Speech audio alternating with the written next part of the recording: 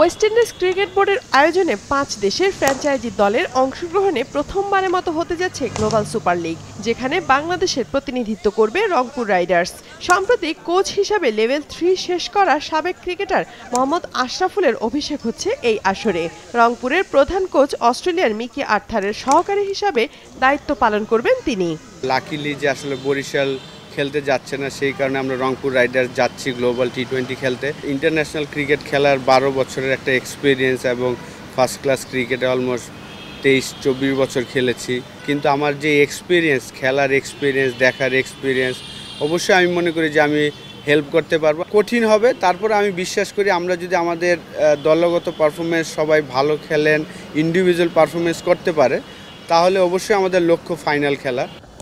রংপুর দলে সোহান, রিশাদ, আফিফের মতো দেশিদের সঙ্গে ক্যারিবিয়ান অলরাউন্ডার ম্যাথু ফোর্ড, ইংল্যান্ডের county cricketer Wayne Madsen, pacer Jack Chapple ও যুক্তরাষ্ট্রের বাঁহাতি অফ স্পিনার হারমিত সিং রয়েছেন।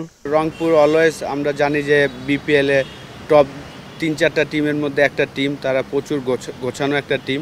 তো এই টিমের পার্ট হতে পেরে ভালো লাগছে।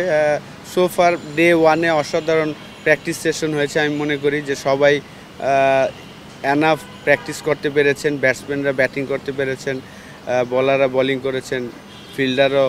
তো আমার মনে হয় যে আরও 3টা দিন সময় আছে, যাওয়ার আগে আমরা একটা প্র্যাকটিস ম্যাচ হয়তো বা খেলবো। তারপর ওয়েস্ট ইন্ডিজে যে আরও 4টা দিন সময় পাবো প্র্যাকটিসের, পুরো টিম তখন আমরা পাবো। এখানে যদি ভালো হয়, টিম ভালো রেজাল্ট করে, তখনই আসলে অপরচুনিটি হবে।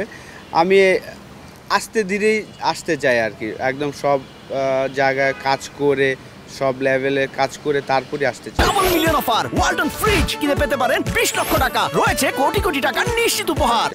বাংলাদেশের একমাত্র প্রতিনিধি হিসাবে গ্লোবাল সুপার লিগে খেলবে রংপুর। অনুশীলনের জন্য তাই দলটি বেছে নিয়েছে দেশের পতাকার রঙের জার্সি।